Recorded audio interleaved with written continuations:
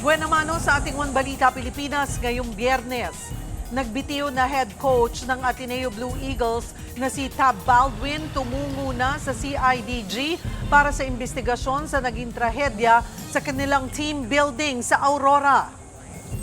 Pre-trial conference para sa impeachment ni Vice President Sara Duterte kahapon. Nabalot daw ng tensyon? Lilinawin natin.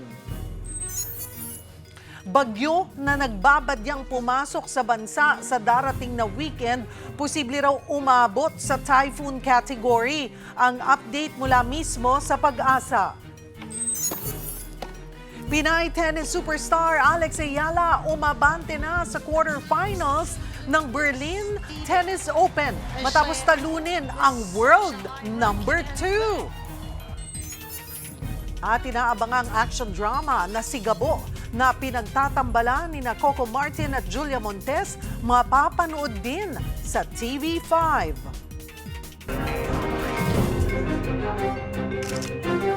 Magandang taghali, Luzon, Visayas at Mindanao. Thank you for joining us. Good afternoon sa mga nanonood. Like died. Ang uting utang, kumikita sa mga utang, kumikita. Dagsana ang mga paluwa sa kanilang mga probinsya. Hola! One Balita, Pilipinas!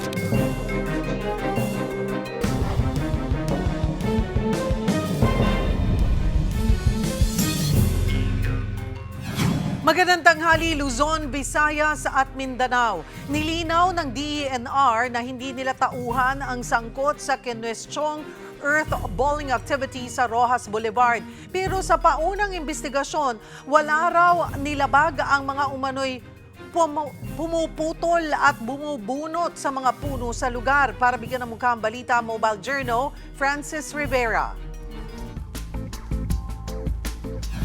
It's questionable bakit gabi tayo nagpuputol ng ano. Hindi na to earthballing, oh. That's not earthballing. Hindi napigilan si tahin ng concerned citizen na ito ang inabutang pagpuputol ng mga puno sa kahabaan ng Rojas Boulevard this oras ng gabi noong June 11. Ang ilan sa mga puno, pinutulan pa raw ng ugat. It's not earthballing. Mabubuhay pa ba yan, ma'am? Ma'am, mabubuhay pa ba yan? Yung isa doon nakahiga. When I was, on my way home at around 10:30, napansin ko, and I think it's just common sense, na kapag nakita mo nakatumba yung puno, wala ng soil, at grabe no, tapyas talaga yung roots.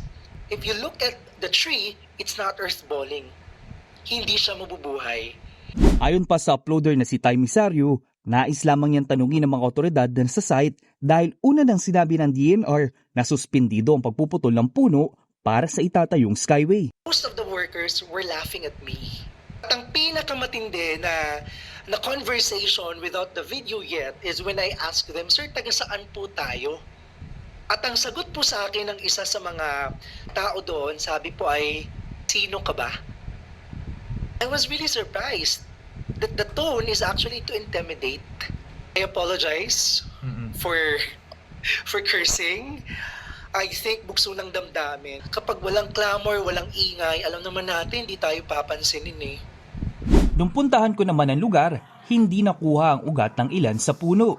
Kita pa nga ang naiwang pinagputulan. Paliwanag naman ng Department of Environment and Natural Resources kung bakit kadalasan gabi ginagawa ang earthballing. Kapag umaga natin ginawa with the high temperature that we're experiencing right now during the daytime, yung exposed roots nito at yung the actual tree itself will be highly stressed and it may affect its survivability dun sa kanyang lilipatan na lugar. Nilinaw din ng ahensya na hindi nila tauhan na nagsagawa ng kinukwestyong earthballing activity. Pero base sa DNR Forester na nasa site, wala namang umano silang nakitang paglabag. I'd just like to clear, the people who are doing the earthballing activities are not from the DNR, they're from the contractor. Since the public is asking for accountability and transparency, we are currently conducting an investigation on what happened. Ayon sa DENR, under investigation pa rin ang nangyaring komosyon nitong nakaraang linggo. Pero pagtitiyak ng ahensya, bukas ang kanilang tanggapan sa kahit anumang katanungan mula sa publiko. Mga kapatid, Mobile Journal Francis Rivera po, hatid ang muka ng balita. Iniimbestigahan ng Civil Aeronautics Board ang reklamo sa isang airline na hindi pinayagang i-hand carry ang ilang musical instruments ng Manila Symphony Orchestra. Ayon sa isang miyembro, palagi silang pinapayagan noon na i-hand carry sa eroplano ang kanilang mga instrumento. Pero ngayon, binawalan sila dahil lampas daw sa itinakdang restrictions ng airline sa sukat. Ang naging solusyon daw ng airline, ipabitbit sa kanila sa loob ng eroplano ang instrumento pero i-check-in ang hard case ng mga ito. Sabi naman ng Cebu Pacific, hindi na nila pinabayaran ang pag-check-in ng violin cases. Sabi naman ng Civil Aeronautics Board, iba-iba kasi ang sukat ng overhead storage compartments ng mga eroplano, kaya iba-iba rin ang restriction sa bagahe. Gayunman, kukunin pa rin daw ng CAB ang panig ng bawat kampo. At kung mapatunayang may pagkukulang ang airline, pwede itong magmulta ng hanggang 2 milyong piso o kaya'y masuspindi o matanggalan ng prangkisa alinsunod sa Air Passengers Bill of Rights. Not guilty plea ang inihain ng contractor na si Curly Discaya sa kasong malversation sa Malolos Regional Trial Court. Pero hindi siya personal na nakadalo. Magbabalita si Mon Gualvez. Mon? Yes, Cheryl, not guilty plea nga ang inihain ng contractor na si Curly Discaya para sa kasong malversation na may kinalaman sa flood control scandal. Pero imbis na personal na humarap dito sa Malolos Regional Trial Court Branch 20, through video conferencing na lamang ito ginawa. Base na rin yan sa desisyon ng korte. Paliwanag naman ng abogado ni Discaya na si Attorney Cornelio Samaniego III, nagkakaroon na ang kanyang kliyente ng sakit sa balat sa loob ng bilangguan. Pakinggan natin ang kanyang naging pahayag. Nagkaroon nga siya ng skin rashes na, no? Kasi hindi sa sobrang init talaga sa loob.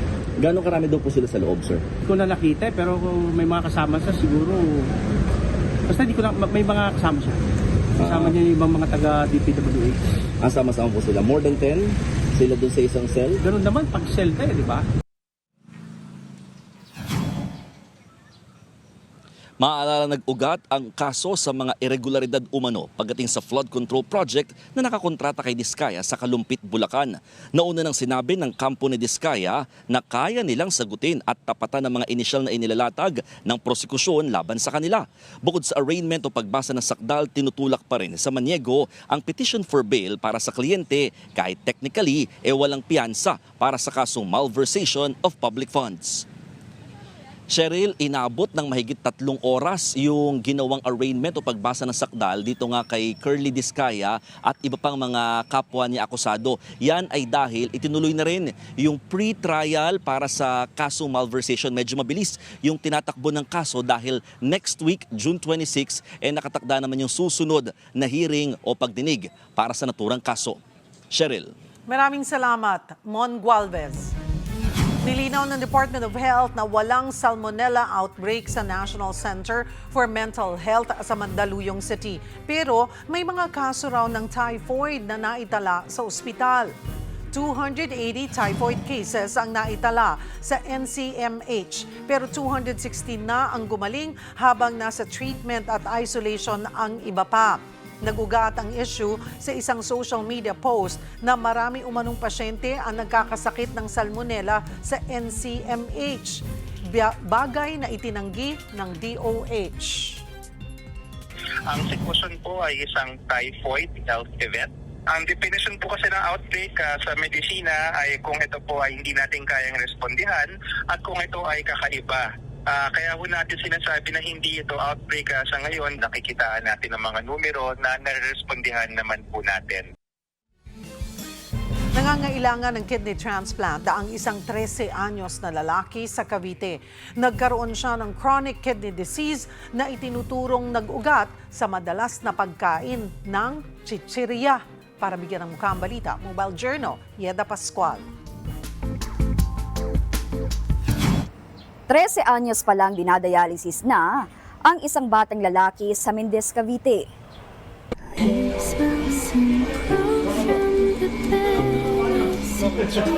Sa post na ito ni Nurse Rusta Flores, kita ang pamimilipit ng tiyan ng 13 anyos na si Jervy habang sumasailalim sa dialysis. Mismong pamilya raw ng bata ang nakiusap na i-upload ang video. Kwento ng nanay ni Jervy, Pebrero nang biglang manghina, mamutla at dumaing na matinding pananakit ng ulo ang anak. Napansin din nila ang paninilaw ng balat nito.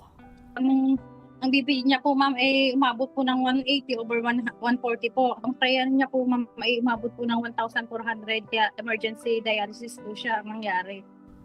Halos isang buwan na admit sa ospital si Jervy at dito na rin siya na-diagnose ng chronic kidney disease stage 5. Nung makauwi na, 2 linggo pa lang ang nakalilipas, sinugod na naman siya sa ICU matapos mag-seizure.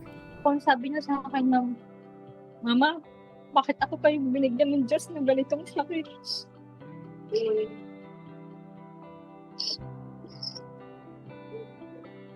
Hindi ko naman kagusto, Mama, na magkastap ako ng ganito eh. Hindi ko kasi mag-aaral at matulungan ka, diba? Sabi ko ito, tulungan kita. Ayon kay Marisa, wala sa lahi nila ang high blood at may sakit sa bato. Kaya ang posibleng dahilan, Madalas niya pong kainin ay chichirya po ma'am at saka po pansit canton. Pag po siya ipinagbabaon ko po ng kanin tapos may ulam sa yung pan-lunch niya po. Yung pag-uwi niya po ng hapon, ang dami niya pong balot ng chichirya at seso na kita ko po sa lunch bag. ngayon may heart failure, lung at abdominal problem at pneumonia na rin si Jervy. Ang kailangan niya ngayon, kidney transplant. Ako po ay nananawagan po para po humingi ng tulong sa patuloy na gamutan po ng aking anak na nagda-dialysis po. Sana po sa pagkakataong ito po sa panawagan po sana po marami pong makatulong po sa anak ko para po sa kanyang patuloy na buhay. Mga kapatid, ako po si Mobile Journal Yeda Pascual. Hatid ang muka ng balita. Susunod, former head coach ng Ateneo Blue Eagles basketball team na si Tab Baldwin humarap na sa CIDG. Mary Jane Veloso nakatakdang tumestigo laban sa 2 dating recruiter niya na naglagay sa kanya sa death row sa Indonesia. At binabantayang sama ng panahon sa labas ng Philippine Area of Responsibility, isa ng tropical depression. Makakaapekto kaya ito sa bansa? Ating alamin kasama ang Pag-asa. Yan at iba pa sa pagbabalik ng One Balita, Pilipinas.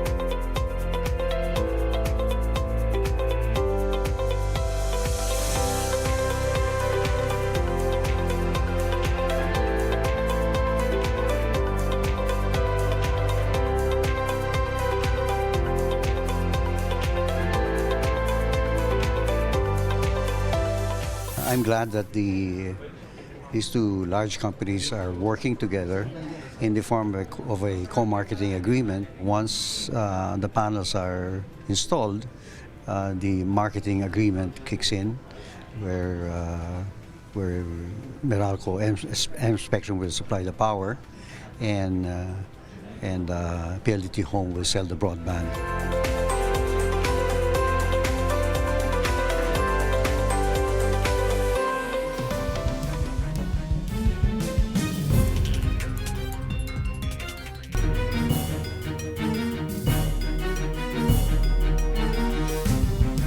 Patay matapos barilin sa ulo ang isang lalaki sa Negros Occidental. Ang suspect wanted pa rin. Para bigyan ng mukha ang balita, Mobile Journal, Kayla Makantan. Hindi na nakaligtas ang isang lalaki matapos siyang malapitang barilin sa Negros Occidental.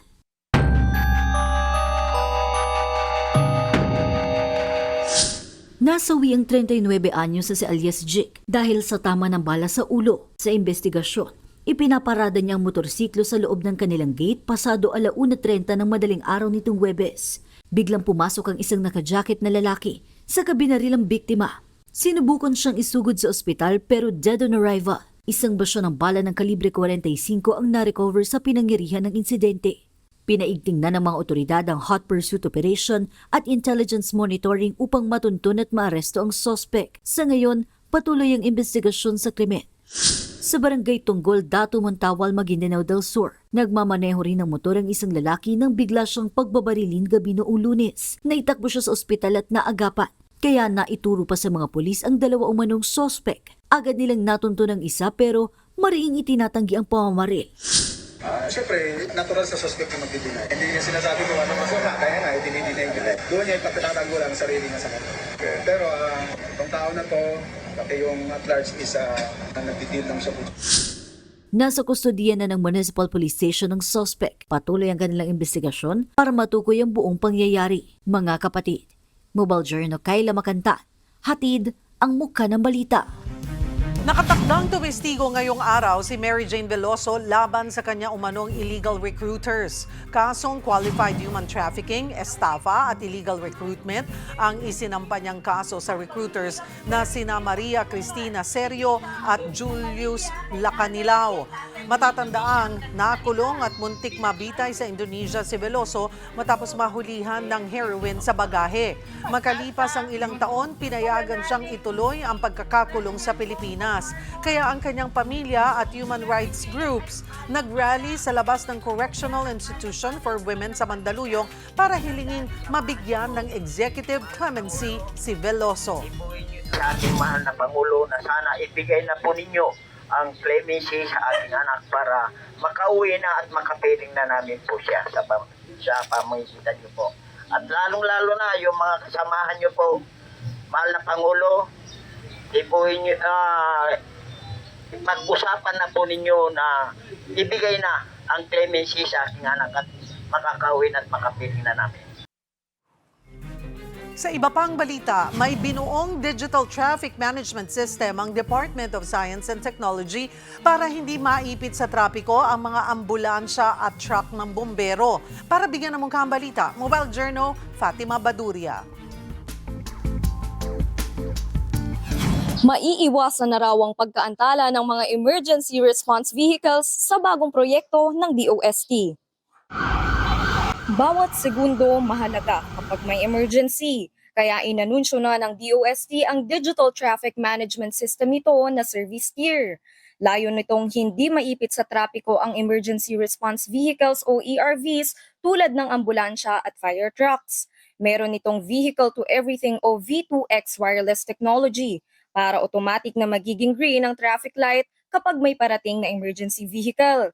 Pero aminado ang DOST, hindi nila ito kaya ng mag-isa at kailangan ng tulong ng ibang mga ahensya at LGU. From the start of the implementation of the projects, we are in continuous coordination with LGUs in Metro Manila as well as the MMDA who holds jurisdictions over some of the traffic lights here in Metro Manila. Nakuha naman daw nila ang interes ng ibang mga LGU at ahensya ng gobyerno para maisagawa ito. Nag-commit na ang Quezon City bilang pilot site ng service tier. After that, we plan to expand this to other cities in Metro Manila. And then we also have other stakeholders outside Metro Manila in Baguio City, Bataan, and in Sorsogon. So these are just some of the initial deployments that we plan to hold as early as fourth quarter 2026 and most possibly first quarter of 2027. Sa ngayon, tinatapos pa raw ang development ng service tier bago masalang sa pilot testing sa katapusan ng taon. Mga kapatid, Mobile Journal Fatima Baduria po, hatid ang mukha ng balita. Makakauwi na sa Pilipinas ang 24 na Pilipinong nakakulong sa Russia dahil sa immigration issues. Ayon kay Pangulong Bongbong Marcos, idinulog niya ito kay Russian President Vladimir Putin sa kanilang pulong. Pumayag daw si Putin na palayain ang mga Pilipino at inaasahang ma-deport na agad sila. Sa ngayon, wala pa namang desisyon sa tinatrabahong oil supply deal sa pagitan ng Pilipinas at Russia. Ayon kay PBBM, maraming kailangan kailangang isaalang-alang kabilang ang geopolitical considerations. Wala siyang binigay na detalye, pero nasa gitna pa rin ng giyera ang Russia at Ukraine simula pa noong 2022. Kasabay naman ang press conference habang nasa Russia, kinumpirma ni Pangulong Marcos na nais niyang magkaroon ng mas aktibong bahagi sa gobyerno si dating Interior Secretary Benhur Abalos. Sa gitna ito ng umuugong na rigudon sa kanyang gabinete. Pero giit naman ng Pangulo, good group ang mga taong nasa kanyang gabinete sa ngayon. Dismayado ang House prosecutors sa hindi pagdalo ni Vice President Sara Duterte sa pre-trial conference para sa kanyang impeachment case. Nakulangan din sila sa pre-trial brief ng kampo ng bise. Para bigyan ng mukha ang balita, Mobile Journal, Amy Atienza. Ipinahayag ng House Prosecution spokespersons na sina Lanao del Sur Representative Zia Alonto Adyong at Kabataan Party List Representative Rene Co ang kanilang pagkadismaya sa hindi pagdalo ni Vice President Sara Duterte sa isinagawang pre-trial briefing sa Senado kahapon. Isa raw itong pagsasalungat sa mga naunang pahayag ng bise na handa siyang magpakita sa harap ng tamang korte kaugnay ng kanyang impeachment case. Ito po'y dahil ilang taon na pong hindi nasasagot yung mga tanong ng taong bayan. And any further evasion is going to be another day, another week, another year of denial of justice. Ayaw na natin ng ganon. The second highest official in the land faces serious allegations, culpable violations of the Constitution, which constitute impeachable offense. If that is so serious to her, I believe it speaks about leadership and the character and the office that she represents. Para naman sa ibang mambabatas sa House of Representatives, nararapat lang din daw na mas mapagtuunan na ng pansin ng Senado ang impeachment trial ni VP Sara. Ayon kay House Deputy Speaker Paulo Ortega, kumpiyansa siya na maipagpapatuloy ng bagong liderato ng Senado ang trial ng maayos. Habang si former Surigao del Norte Representative Robert Ace Barbers naman nakulangan sa pre-trial brief ng kampo ng bise. Ganyan din ang paniniwala ni Adyong. Ano pa yung nakita natin? Wala, it's more on general denial, bordering to questioning the very process that the pre-trial impeachment conference is now doing, So, ito na sana yung pagkakataon nila Why waste it? Pero ang pinaka-importante daw sa ngayon, we're aligned towards having a simple, an expeditious, and a fair upcoming trial. Inaasahan ang pagpapatuloy ng pre-trial proceedings sa June 22 bago tuluyang magsimula ang trial proper sa July 6. Mga kapatid, Mobile Journal, Amy Atienza po, hatid ang muka ng balita. Kaugnay ng gumugulong ng paghahanda para sa impeachment trial ni Vice Presidente Sara Duterte, magkakasama natin Congresswoman Jerbil Luistro, Head Prosecutor ng Kamara para sa impeachment ni Vice President Sara Duterte. Magandang tanghali po sa inyo, Kong. Salamat po for making time. Magandang tanghali, Cheryl, at magandang tanghali po sa lahat ng sumusubaybay ng One Balita. Kong, siguro po para sa kaalaman ng ating mga manunood, simulan ko muna doon sa ano ba ang pre-trial conference? Ano ba ang nangyayari dito? Okay. Ito pong pre-trial conference ay ginagawa upang mapaghandaan ang paparating na trial. The objective is to be able to come up with a simple, expeditious, and fair trial for both parties, And that is why pinag-uusapan dito, number one, proposed stipulation of facts. Yung mga facts na pwedeng i-deny or i-admit ng either party so that mabawasan ang mga disputed na issues, Yung pagkakasunduan ng prosecution at defense, aalisin na siya dun sa mga controversies, Pero kung i-deny naman ng magkabila, yung kanilang proposed stipulation of facts, then that will be part of the disputed issues na kailangang patunayan during the trial. We call that proposed stipulation of facts subject to the parties' admission or denial, Yung pangalawa, Cheryl, we need to submit the list of our witnesses because we are avoiding surprises, no? Gusto ng court, alam kung sino yung mga ilalatag nating testigo. So as a general rule, yung testigo na hindi mo na-submit ang pangalan during pre-trial conference, bawal siyang i-present during the trial. However, there is an exception.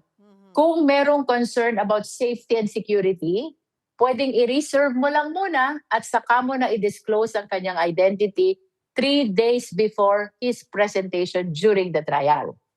Yung third, Cheryl, is about our documentary evidence and object evidence, no?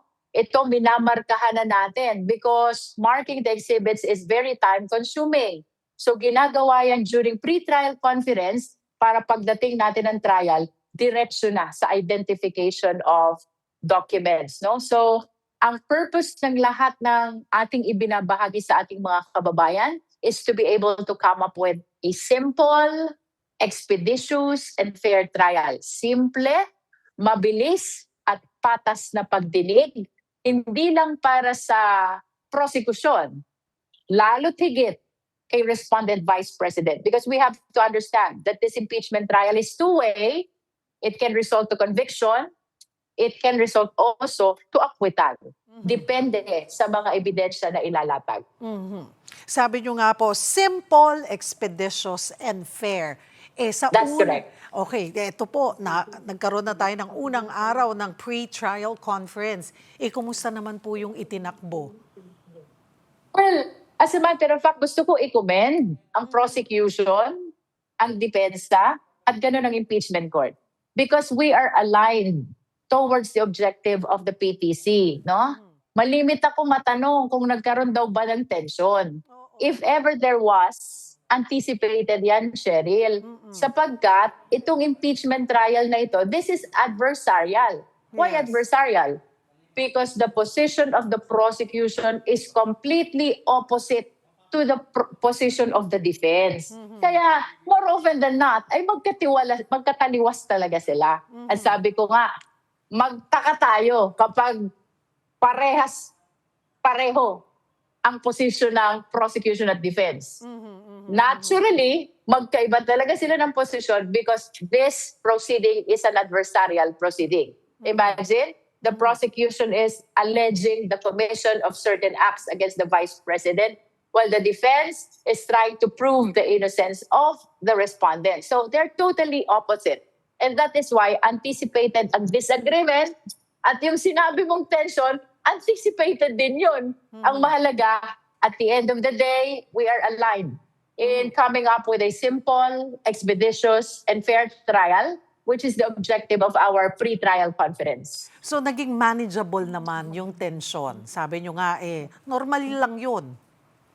Pero, well, I do not even consider that as tension Parang it's just a manifestation of the contradictory position of the prosecution on one hand and the defense on the other hand. Ang sinabi rin po ng inyong mga tagapagsalita sa prosecution ay dismayado sila na hindi dumating po si VP Sara. Ang karamihan po siguro ng ating mga kababayan, mas ini-expect nila na haharap at makikita nila si VP Sara sa trial proper. Pero ano po ang kahalagahan na sana ay dumating o nagpakita po si VP Sara dito sa pre-trial conference? Cheryl, as a general rule, no, dapat present yung parties. Maliwanag yan doon sa ating rules on pre-trial conference. Nonetheless, pwede namang hindi sila pumunta provided they will give the necessary authorization to their representative, which in this case, ang House of Representatives inauthorized ang entire prosecution panel, both the public and the private.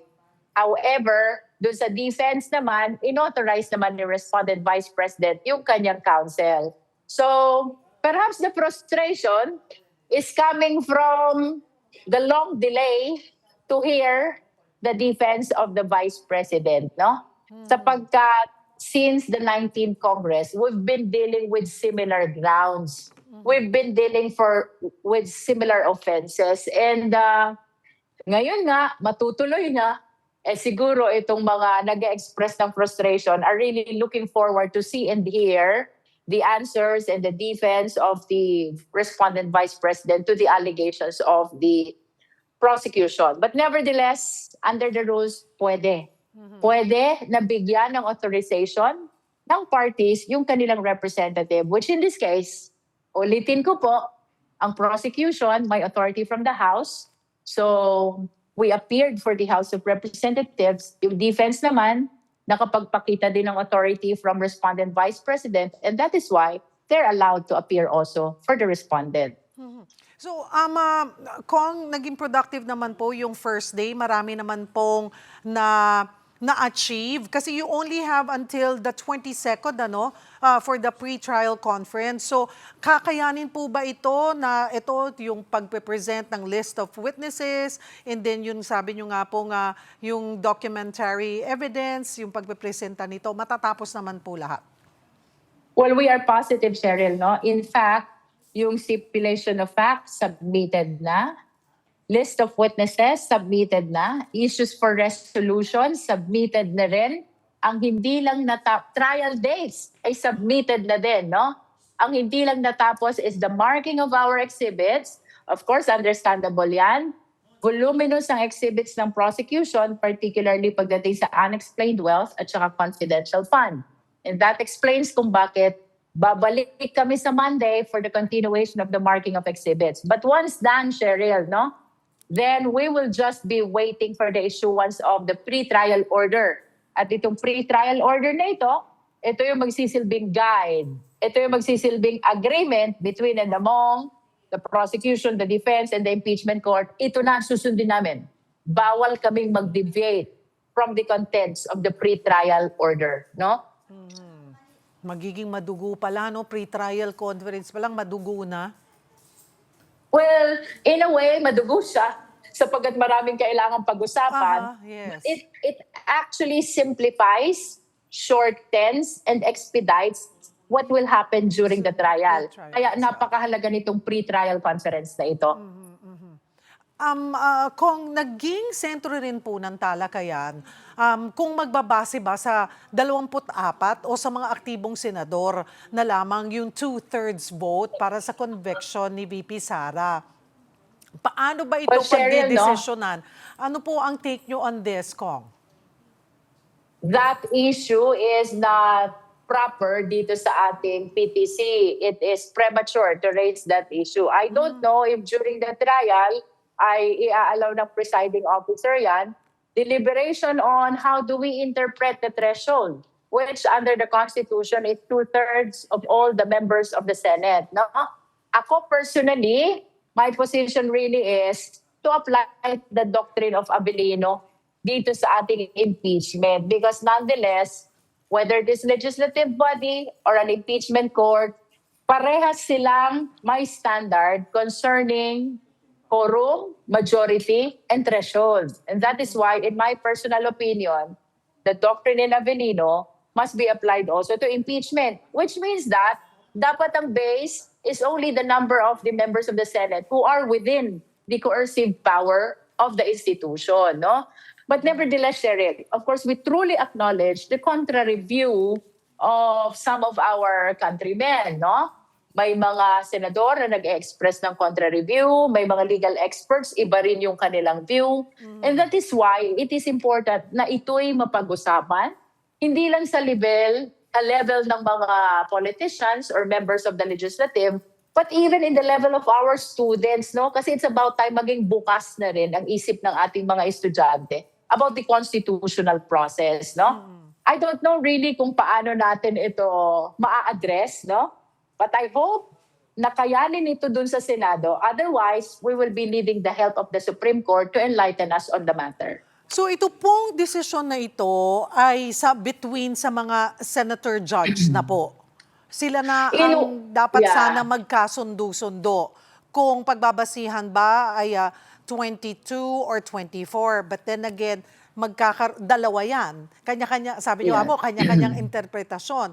At merong papayag, igigiit na 24, may igigiit na 22. So may mga nagsasabi pong proposisyon na iakyat na ito sa Korte Suprema ang paglilinaw na ito habang maaga pa. Pero hindi ho kaya nangangamba na mas maantala itong pagsisimula ng trial proper kung maghihintay pa ng pasya ng Korte Suprema? Well, I don't think that the deliberation or even a petition elevated to the Supreme Court will delay. Hindi naman dapat, no? Because the only occasion na dapat ma-delay itong impeachment trial is kung may TRO. Eh wala naman tayong TRO. We will only be seeking for an enlightenment sa proper interpretation ng threshold for the purpose of conviction, no? Doon, Cheryl, sa maraming kaso na nadesisyonan ng Supreme Court, meron tayong tinatawag na doctrine of political question. Kamukha nung question ng teacher ang naging change of leadership from SP Alan Cayetano to acting SP, then President Pro Tem pa lang nun, Win Gatchalian. Ang naging position doon ng Supreme Court ay hindi nila ni-resolve because it is a matter of political question that belongs exclusively to the Senate. And therefore, hindi siya justiciable, hindi pwedeng mag-intervene ang Supreme Court. But, Cheryl, on the issue of threshold for the purpose of conviction, tingin ko the distinction is thin line. You can interpret it towards a political question of the Senate. You can interpret then also as a justiciable question of the Supreme Court. Kasi, klaro siya sa Supreme Court eh. Sa Constitution, it provided for the provision of 2/3 of all members of the Senate. So this is not merely procedural. This is constitutional, no? So, tingin ko, maganda, subukan sana ng Senado na i-resolve. Otherwise, really, the Supreme Court must intervene for us to be able to be enlightened on the proper interpretation of that threshold. At para po mas mapabilis at mayroon ng desisyon, pwedeng ngayon pa lamang dalhin na nila para kumbaga pag nangyari na, nagsimula na yung trial proper at gumugulong na, hopefully bago maggawa ng desisyon ay nakapagdesisyon na rin ang Korte Suprema. Tama yung appreciation mo, Cheryl, sapagkat it is hard to conceive a situation na meron ng decision ng impeachment court tapos nagkakagulo tayo dahil hindi pa settled yung issue ng threshold, di ba? But I am not certain really if this is ripe already for a proper petition to be filed in the Supreme Court. No, but definitely, pag-aaralan po yan ng prosecution kung ano ang pinakamagandang gawin para ma-address na yung ating interpretation na yun on threshold at pag natapos itong trial, pare-pares na tayo makamove forward. Kinwestiyon din po sa pagpupulong yung evidentiary rules. Gaano kahigpit po ang Senado sa mga tatanggaping ebidensya? Handa ho ba ang inyong panel on this? Well, kung ang tinutukoy mo, Cheryl, is the PTC, that is not the proper forum in questioning the rules on evidence, no? Or the evidentiary weight of our pieces of evidence. Bawal yun. Sapagkat pag PTC, purely marking of exhibits lang ang pwedeng mangyari, no? Issues about admissibility of evidence must happen during the trial. Maliwanag naman, issues of procedure, issues of evidence, admissibility, i-rule yan ng presiding officer unless on the first instance, gusto niyang pabotohan sa mga senator judges, no? But he has all the power to rule on procedural and evidentiary issues. Lahat po ay nakatutok na dito bilang House Prosecutors. Ano po ang inyong mensahe sa publiko na umaasa ng isang maayos, transparent at walang kinikilingang impeachment trial? Sa lahat po ng ating kababayang Pilipino, no? Ang akin pong mensahe sa inyo, walk with us. Samahan niyo po kami sa muling paggulong ng demokrasya sa ating bansa sapagkat ito po ay para sa lahat ng Pilipino, para sa ating mga anak, para sa ating mga apo. Marami pong salamat sa inyong oras, House Lead Prosecutor Jervil Luistro. Magandang hapon po.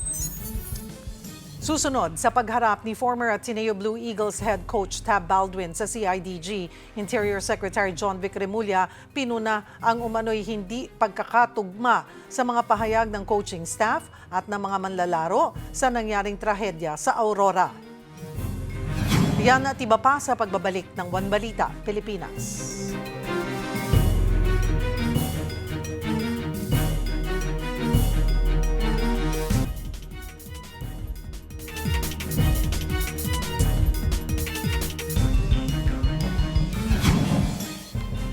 Humarap na sa CIDG si resigned Ateneo head coach Tab Baldwin ngayong Biyernes matapos hindi sumipot sa unang sabpina noong Lunes. Kaugnay pa rin ito ng pagkamatay ng student athletes na sina Rene Baterbonia at Divine Adili. Magbabalita si Mobile Journal, Jazz Paredes. Jazz, gaano kahalaga itong pagsipot nga ni former Ateneo head coach Tab Baldwin sa fact-finding mission?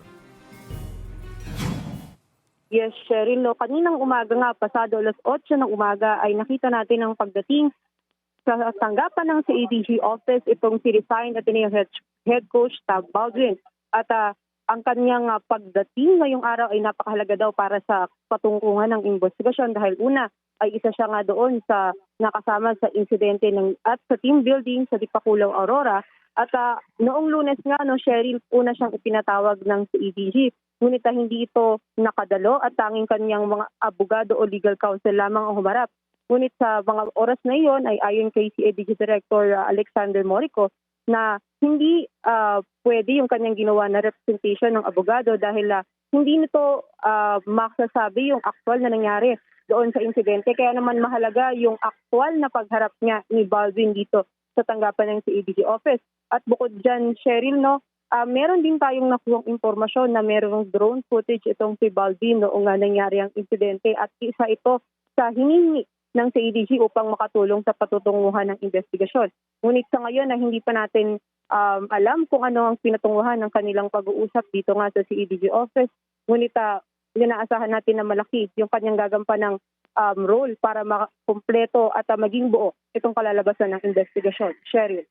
Inaasahan ba na matatapos na itong report by Tuesday at may susumite na sa DOJ?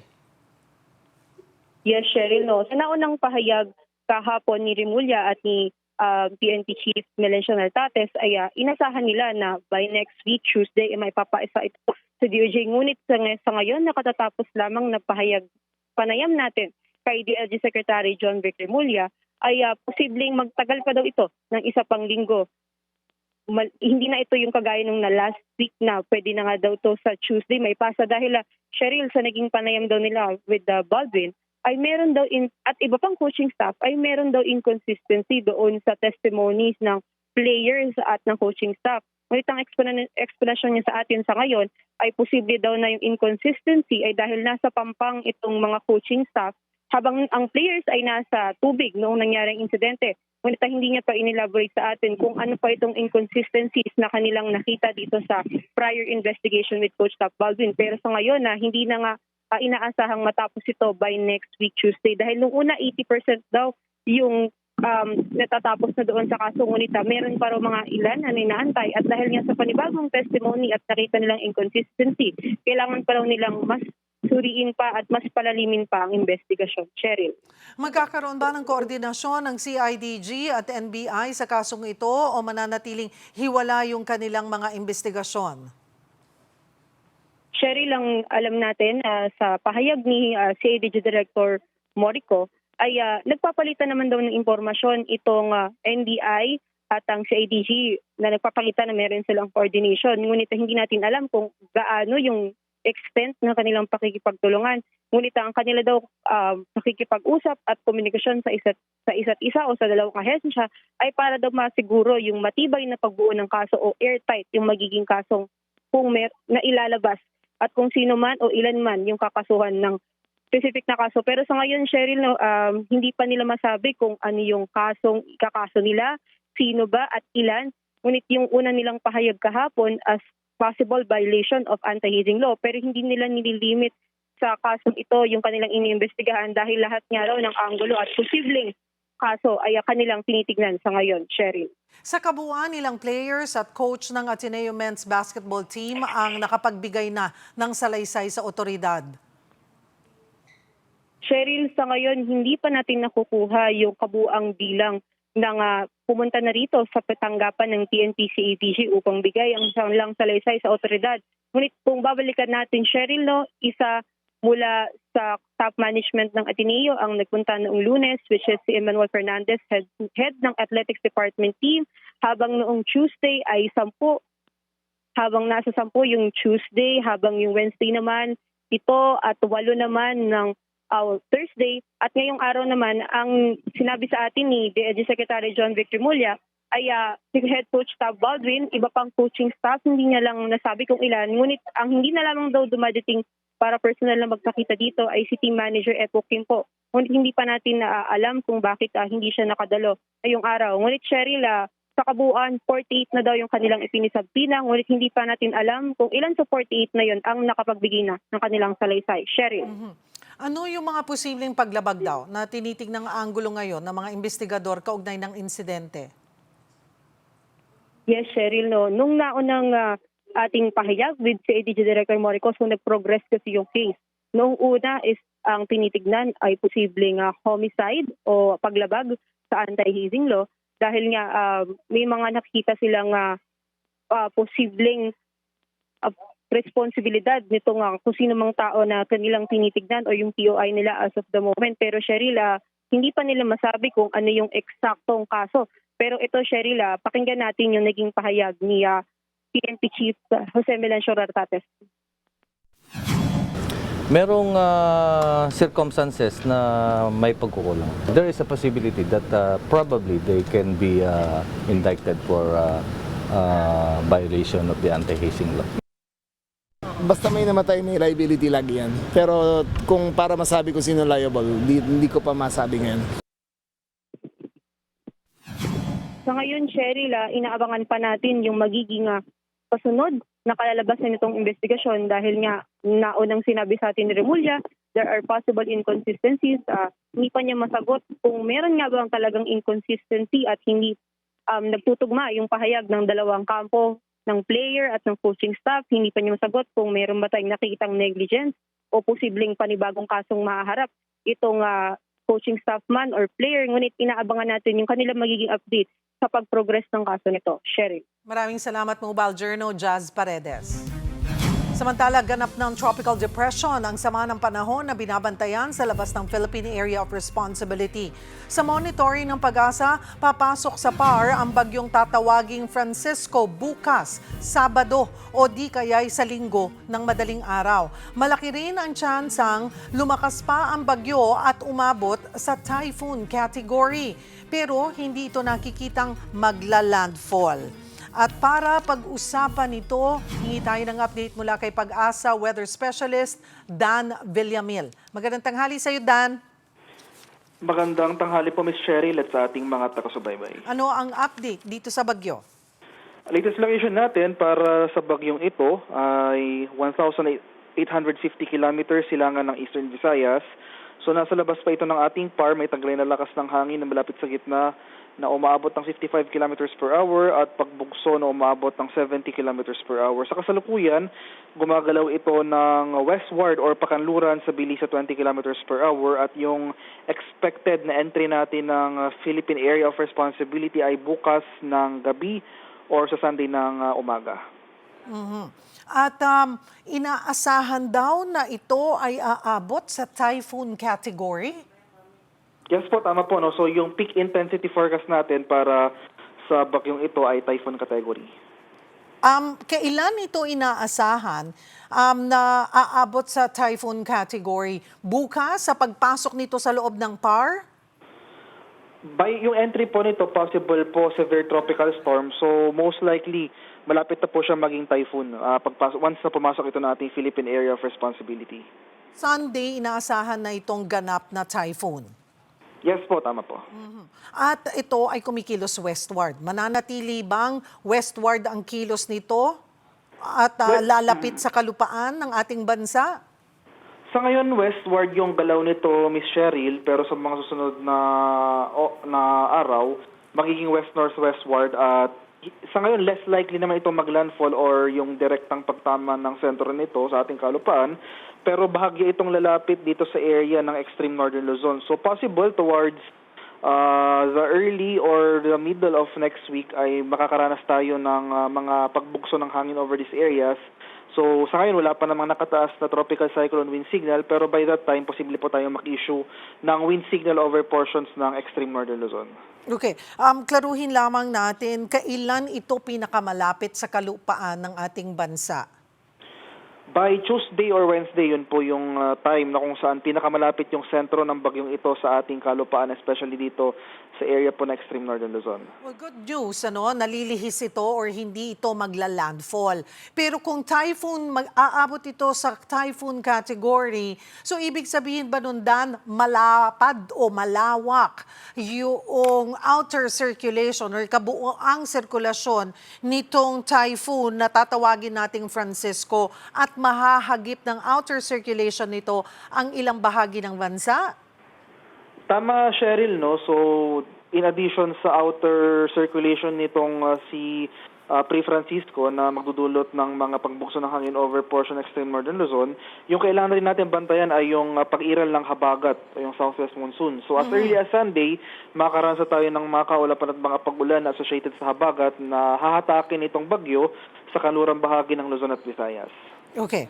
Ulitin lamang natin, paalalahanan natin yung ating mga kapatid, hindi direktang tatama sa bansa, makaka-enhance ito ng hanging habagat. So yung mga nasa western sections ng Luzon, kailangan maghanda by Sunday ng maulan na panahon. Yes po, so starting by Sunday, yung mga lugar na unang makakaranas ng mga pagulan ng habagat ay itong area ng Mimaropa at Western Visayas. Pero habang binabaybay nitong si Francisco yung karagatan dito sa silangan ng ating bansa, habang papagalaw ito west-northwestward patong extreme northern Luzon, asahan natin na mas marami pang lugar yung mga makakaranas ng mga epekto ng habagat. So by Tuesday or Wednesday, most likely, malaking bahagi na ng Luzon at Visayas yung makakaranas ng mga pag-ulan na dulot ng habagat. Pero kailangan ba natin paghandaan yung maraming ulan? Yes po, dahil nga po, tulad na sabi ko kanina, hindi naman directly maapektuhan yung ating bansa nung bagyo, ay yung habagat yung kailangan po nating paghandaan, especially itong western section ng ating bansa. Maraming salamat for the update, Pag-asa Weather Specialist Dan Villamil. Dako tayo sa sports. Wagi ang Pinay tennis player na si Alex Ayala laban sa world number 2 na si Elena Rybakina sa Berlin Open. Tinalo ni Ayala ang Kazakhstani player na sa score na 7-5, 6-4 sa round of 16. Dahil dito uusad na ang world number 35 na si Ayala sa quarterfinals. Nito lang Mayo natalo naman ni Elena ang Pinay player sa Italian Open.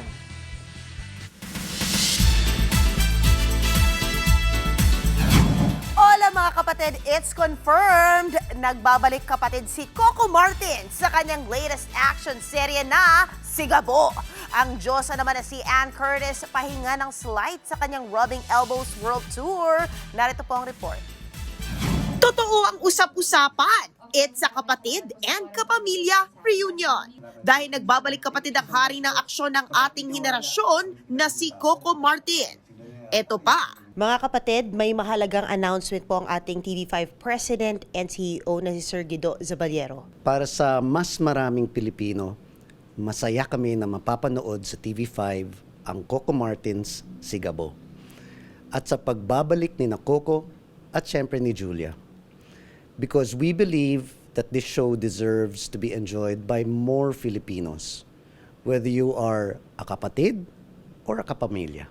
At syempre, mapapanood ang Kapatid sa Kapamilya.